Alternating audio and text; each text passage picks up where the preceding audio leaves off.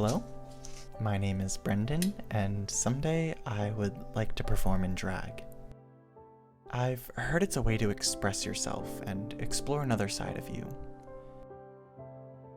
The makeup could be a bit challenging, but makeup is subjective. It's art.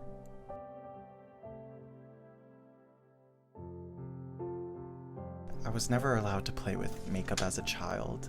I used to sneak in my mom's makeup bag and try my best with it. Makeup, it doesn't have boundaries, it doesn't have limits, and it doesn't have a gender. And I think I learned that more and more as I grew older.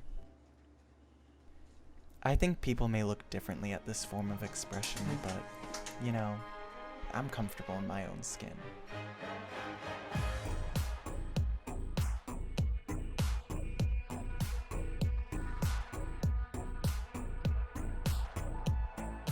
Turning up emotional